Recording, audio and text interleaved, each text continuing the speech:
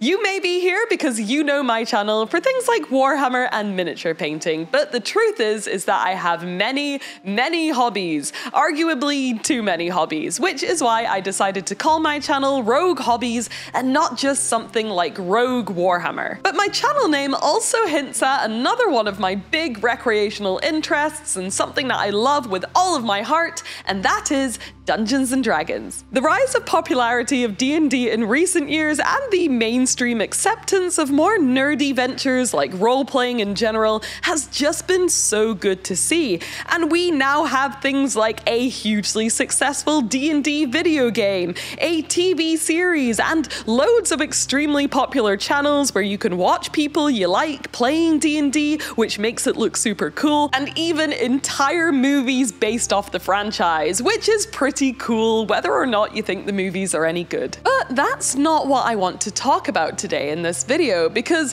recently I managed to get my hands on what I think is the coolest D&D thing that I have ever seen in my life. To celebrate 50 years of Dungeons & Dragons, the LEGO company released this absolute monster of a kit, which includes dungeons, traps, heroes, taverns, monsters, and yes, an incredibly detailed and huge fire-breathing dragon. But just like with any good game of Dungeons & Dragons, there is more to this kit than what initially meets the eye. So in this video, I am gonna do my best to show you all of the incredible details and minifigs and secrets which you discover as you're building the piece. And I'm even gonna share with you the story of the D&D adventure which you can play using this kit, and hopefully demonstrate how this amazing toy has reignited my love for classic Dungeons & Dragons. Whoosh!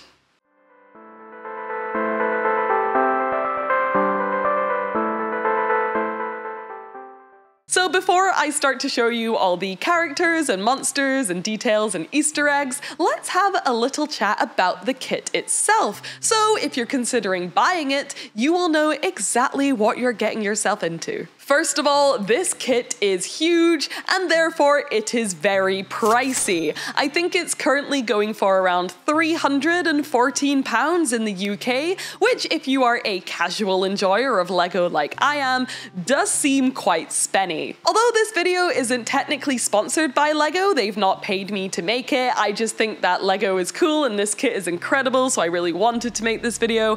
I did receive this entire set for free as a very generous gift from the lovely people at the LEGO company. So as you can imagine, I am very grateful for that. And so is my purse, so thanks. This is a 3,745 piece entirely brick built behemoth, which includes 32 bags of LEGO, 4 construction booklets, 1 sticker sheet, 1 bag of material goodies, and a handy dandy LEGO tool. When fully assembled, this playset separates into 3 different sections: the tavern, the outdoor area and dungeon, and of course the impressively tall tower. It also includes 7 minifigs and a massive array of monsters and accessories and weapons for you to play with. And I have to admit that this is by far the biggest and most complicated and ambitious LEGO project that I have ever tried to do in my life, so I was a little bit intimidated going in. But honestly, the whole thing was just such good fun to actually build, and I ended up clocking in around 15 hours over the course of 3 days,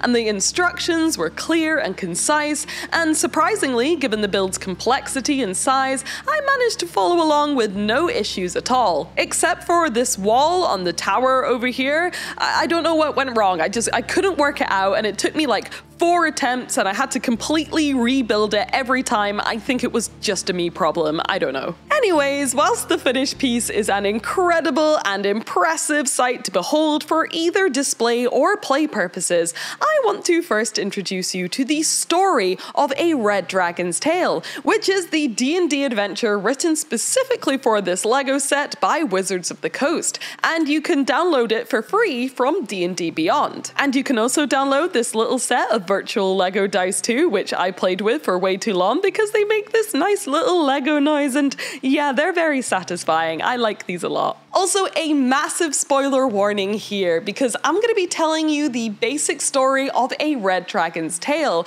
including some of the character reveals and plot twists and things like that. So if you were planning on getting this set and playing through the adventure and it being a bit of a surprise to you, then maybe consider pausing the video here or fast forwarding it to the end, or just coming back another day because there are going to be some massive spoilers ahead. But if you just want to listen to a comfy little Lego D&D tale, then settle in because it's story time. First of all, let's meet our heroes. A gnome fighter who is a brave, stalwart warrior armed with some cool heavy armor, a longsword, and a beautifully printed Displacer Beast shield. An elf wizard who comes with a magical staff and a spellbook which includes 3 intricately printed spell slot options, including the classic Tavern Burner, Fireball. A dwarf cleric who holds their bright holy symbol talisman and a mighty warhammer. And of course, my personal favorite, for obvious reasons, the orc rogue who comes with crossbow and dagger options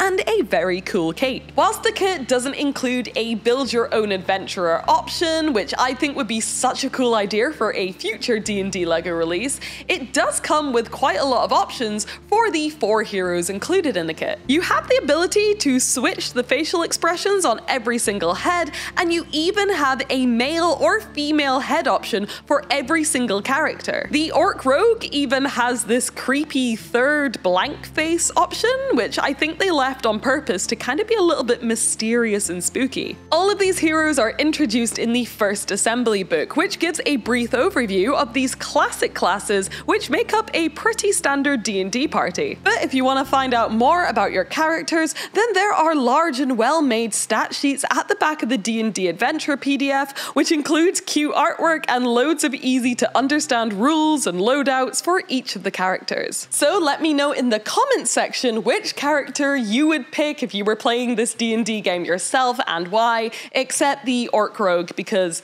I shotgun them because they're my favorite. I'm playing her. No one else gets to. She's mine. The story that you play through if you download the Red Dragon's Tale is extremely cute and fun, and I would definitely want to play it in an evening as a one-shot with either my friends' kids or any of my fully grown D&D friend groups. And again, a massive major spoiler warning ahead if you're planning on playing the adventure for yourself, because here is a little rundown of what happens. The story follows our adventurers as they're hired by the mysterious innkeeper Merry Rumwell to try and take down the Red Dragon Cinderhowl. They meet at his tavern and accept the quest, but upon calming down a mimic with some chicken wings, the adventurers discover that Merry in fact hired another group of travelers recently, and their quest was to find a dragon's egg. And upon inspecting this adorable little family portrait, the adventurers glimpse a very mysterious looking broken down tower through a crack in the wall. Upon entering the grassy glade outside of the tavern, the heroes encounter an owlbear chasing some spiders,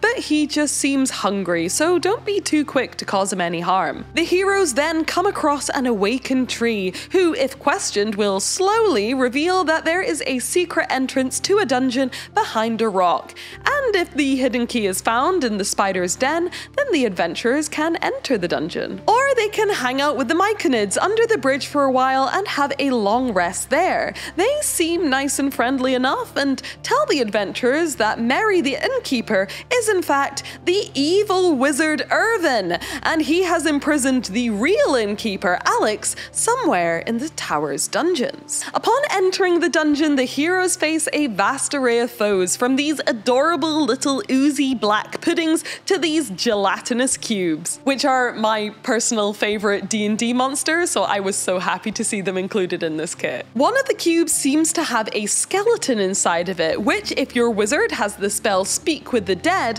one can interrogate to find out that his name is Estus the Cleric, and he was one of the original adventurers which the evil wizard called Irvin had hired to steal the dragon's egg. It turns out that instead of getting the payment that they were promised for stealing the egg, Irvin instead just killed him and shoved their remains in the dungeon to rot away forever. Which is quite intense for a Lego D&D adventure. They weren't shy of just saying, like, They're dead, he killed them. The travelers then discover Alex, the true innkeeper of the tavern, locked away in a dungeon. He reveals that he was imprisoned by the evil wizard Irvin, who is currently in disguise and in hiding away in the inn under the guise of Mary, to avoid the wrath of Cinderhowl, the dragon whose egg he stole. Alex thanks the travelers and offers them a kind of side quest to find his lost kitty cat Pouncy. And it turns out that Pouncy is actually a displacer beast who was magically transfigured into a beholder by the evil wizard. If you break the spell on the beholder, then Pouncy returns to his true form and is happily reunited with his loving owner,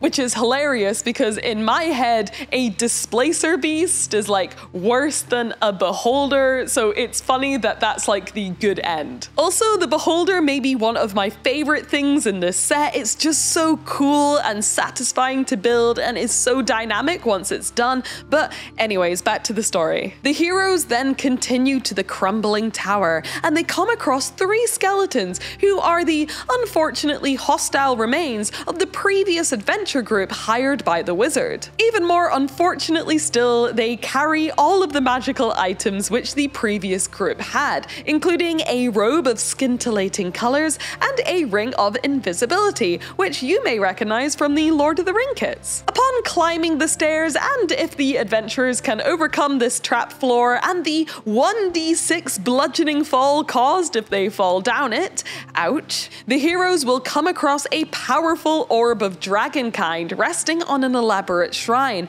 which, if used correctly, can telepathically call out and summon a dragon within a 40-mile radius. The orb, however, isn't exactly easy to obtain, as it's surrounded by this dangerous 5-headed Tiamat statue, which does bite, but if you think it's worth the risk, then it may come in handy for the next scene. The next room reveals that Irvin the evil wizard has abandoned his innkeeper's disguise and has been hiding here in his magical study. He quickly makes his exit up into the higher reaches of the tower, but leaves behind some magical spells and coins for the travelers to loot. You chase Irvin up to the tallest part of the tower, where he's been keeping his hatchling dragon egg warm under the light of candles with the intention of hatching it so it can do his own evil bidding. Although the bad guy is cornered, the fight gets a little bit more complicated due to the arrival of the mighty red dragon Cinderhowl, who accuses all who are near her egg of being thieves, and unfortunately her anger cannot be sated. The adventure ends at the top of the tower in an epic double boss fight, which will leave your heroes either burnt to a crisp or walking home with some great dungeon loot and free hot wings from the In Plain Sight Inn for the rest of their lives. And that is the story of A Red Dragon's Tale, and I just think it is so cute. But I think my favorite thing about this entire set is that even if you're not planning on playing through that D&D adventure yourself, then you are still involved in the story just by building this set. Let me explain. The first thing that you build in this set is the tavern, and with every new bag that you get to assemble a brand new minifigure hero. Because, you know, at the beginning of every D&D adventure, your heroes assemble in a tavern. Smart! The next few bags are outside of the tavern where you do your first dungeon crawl, grab some better weapons, and fight some easy monsters.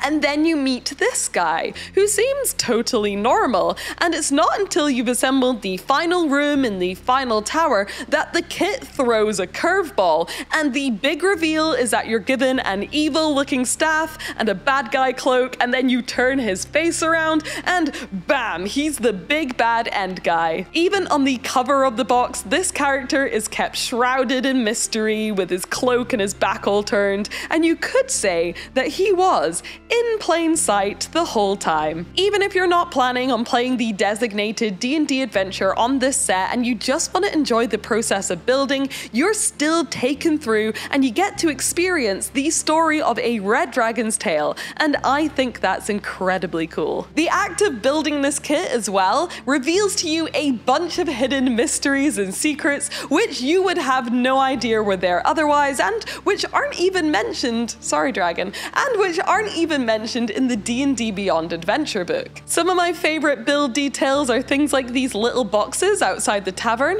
which are actually stuffed full of veggies and fruits to keep your travelers fueled for their adventure. All of the little tiny potion bottles in all the different colors, which are littered around the entire piece in every single nook and cranny imaginable. This weird little gem piece, which is super pretty, but entirely built into this column. When assembled, it's literally impossible to remove it without disassembling this part of the set, and I wonder what that is all about because it is not mentioned in the book. And of course, all of the little details put into the tavern, including this weapon rack which has this little tiny mandolin. One criticism I've seen of this kit is that it doesn't include a bard minifigure, and I think this little detail kinda covers that because now you can just make whoever you like multi-class. Like I said, this kit did take me many hours to assemble, and by the time I was building the gigantic, completely brick-built dragon at the end, I've got to admit I was getting a little sleepy and I was making some mistakes here and there, and my hands kinda hurt and my fingers were tired. But once I put the whole thing together and I saw the final piece, I definitely think that it was worth every single minute of my time, and I am so excited now that I get to have this bad boy on display in my office full time to remind me of how much I love Dungeons & Dragons. But I'm afraid that is all we have time for today. Thank you so much for watching this video. I hope you enjoyed it, and as usual, thank you for being rogues. I'll see you in the next one. Bye!